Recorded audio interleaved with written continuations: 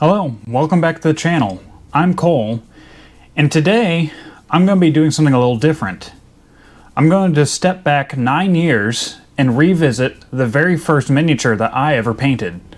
This Atlas from the tabletop war game Battletech. Now, as far as first miniatures go, I think this one's fine. However, what I want to see is just how far I've come in the 9 years since I first put paint to that miniature. So to do that, I'm going to revisit that paint scheme on the modern version of the Atlas. So without further ado, let's get started. First thing we have to do is make sure that we have a clean surface for painting on the miniature. And to do that, we have to address any mold lines and flash that are present. Now, currently, official Battletech miniatures are produced under the purview of the operators of the IP, Catalyst Game Labs. And if there's anything I've found out about Catalyst Game Labs miniatures, is that the QC runs the gamut from so clean you almost don't have to do any trimming, to this model clearly had a slipped mold. This one in particular falls somewhere in the middle, where there is some particularly aggressive flash that needs to be trimmed up. I did my best to clean up what I could, however, the flashing being as aggressive as it was, there was still some left over, though it is much better than had I just decided to apply primer without doing any trimming. After trimming, we're going to prep the base for later painting by just gluing some spare sandbox sand I keep in a little container. No special materials here, we're just using white Elmo's glue to adhere it to the base.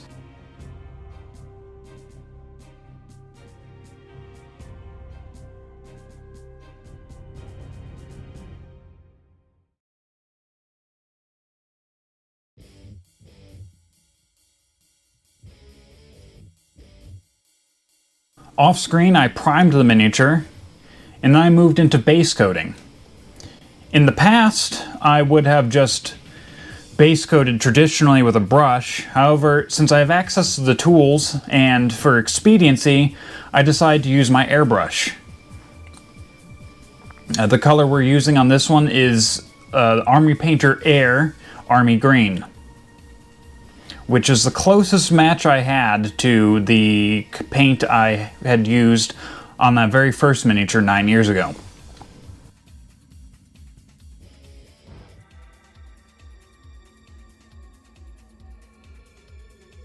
After base coating, we want to establish the shadows and panel lining, so we're going to apply a generous coating of Vallejo Model Black Wash. Now when I say generous, I don't want it to be slathered to the point where it's pooling on the flat surfaces. So I do have to go back and mop up some of those pools because I just want a general darkening and panel lining to happen.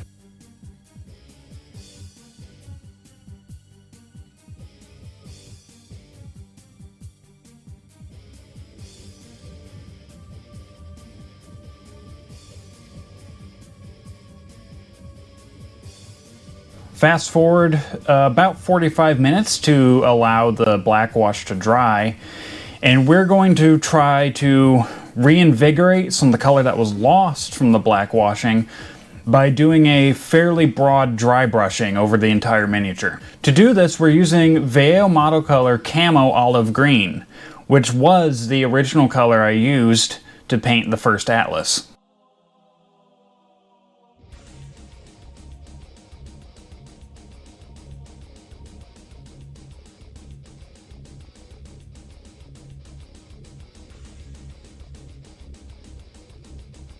Next, we're going to be doing some more targeted dry brushing using Vallejo Model Color Camo Russian Uniform World War II. That was a mouthful. And the intent here is to just highlight some high edges to mimic some reflection off of these surfaces as if it was being struck by the sun.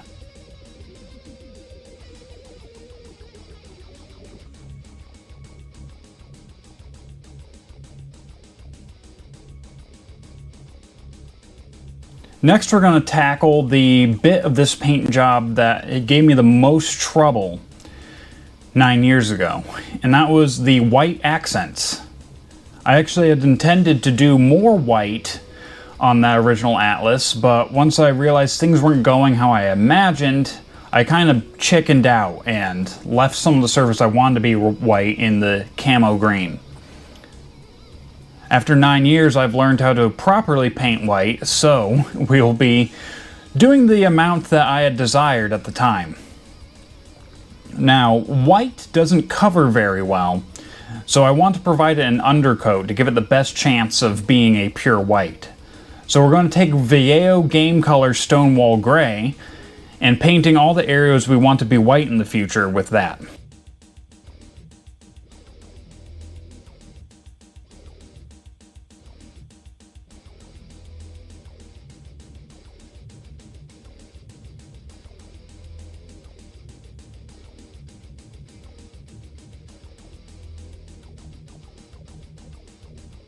Now before we move on to painting white, I want to get the panel lining done on the head. However, to keep the white in the future from being blurred, we aren't going to place a generous coating like we had done with the Army Green.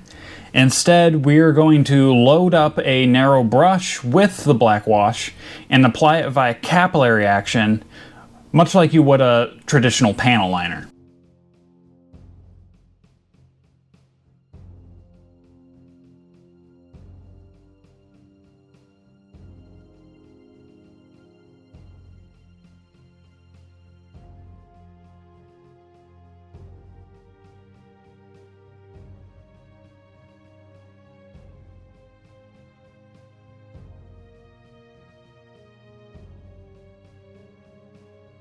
After waiting about another 45 minutes for that black wash to dry, we move on to actually painting the white. For this, we're using Vallejo Game Color Dead White. Dead White, so far, of all the whites I've tried, spreads the best, and so this will work out a lot better than the model color white that I had used on the first Atlas.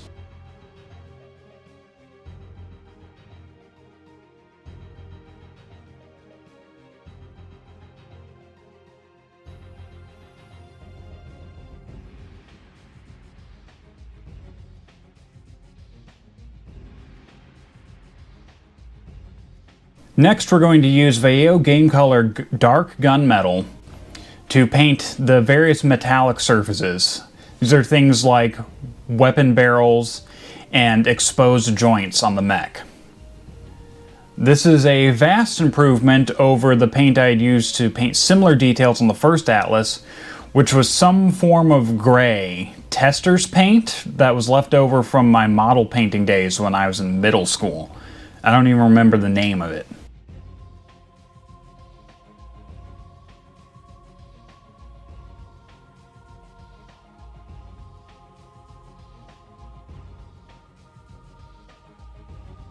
Next, we're going to move on to painting some very small details. For instance, using the Army Painter Demonic Yellow to paint the tips of warheads and the missile launchers.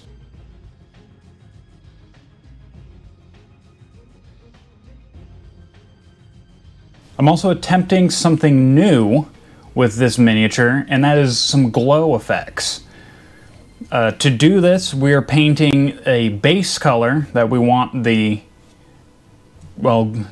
glowing element to be, and then put a small dot of white in the center before covering the surface with a fluorescent paint.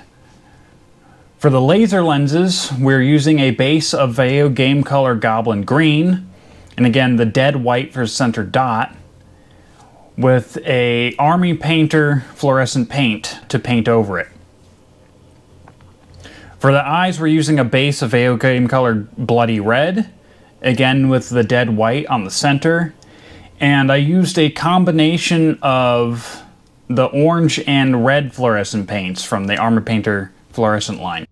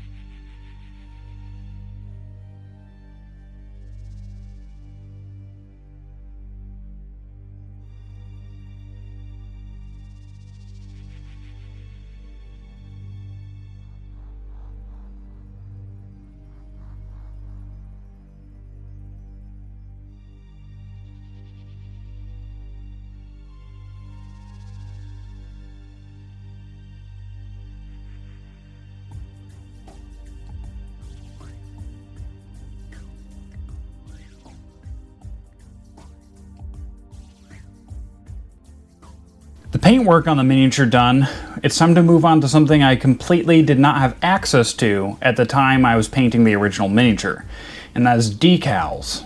At the time I had painted the first Atlas, I didn't know much about the unit organizations or factions of Battletech, and had painted it first and then picked a unit it belonged to after the fact. I believe at the time I'd said it had belonged to the Davion 1st Armored Cavalry. However, it doesn't exactly fit that unit. However, green with white highlights is a fairly common paint scheme in House Davion, so we could just as easily say that this Atlas belongs to the 5th Crucius Lancers.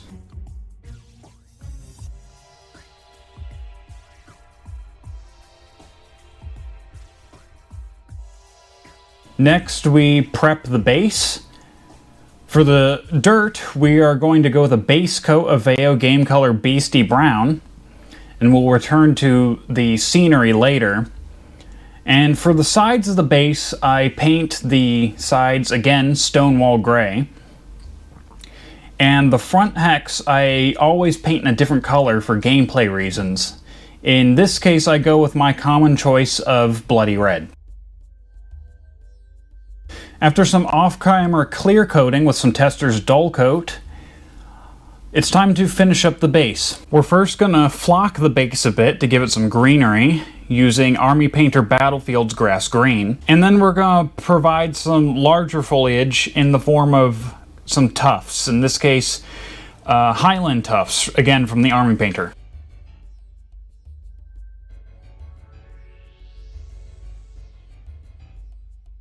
To wrap things up, we're going to do something that is fairly new to me, and certainly brand new to miniatures, and that is the use of dry pigments. I had started experimenting with these from the Gunpla models, and I'm interested to see how they transfer to miniatures. For this, we're using dry earth from Gamer's Grass, and I'm applying it generously over the flock and even rubbing it into the grass tufts. And to give the mech the look that it's been tromping around the mud, we're going to apply a generous amount to its lower legs.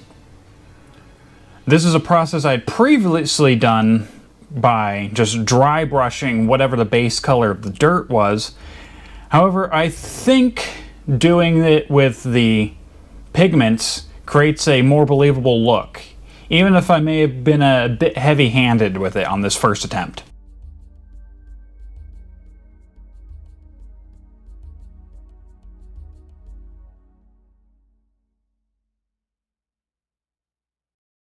And now the only thing left to do is to put it in the light box and show off the finished product.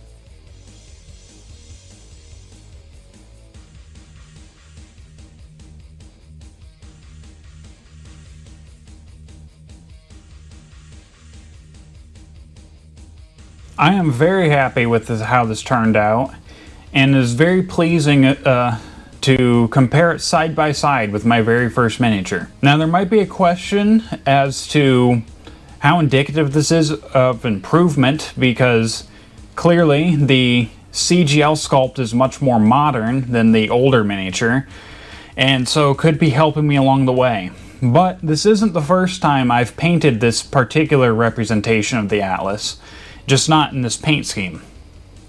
And I do believe that this Atlas is a large improvement even over those two. I hope you guys got as much enjoyment out of this video as I did making it. I think I might do some more Battletech stuff in the future, though I don't know how much. I do think this Atlas now needs friends in the same paint scheme, and I don't want to bore you guys with, here's a different miniature in the same paint scheme from the last 3 videos. So, but I've got some more projects and schemes I'd like to try out.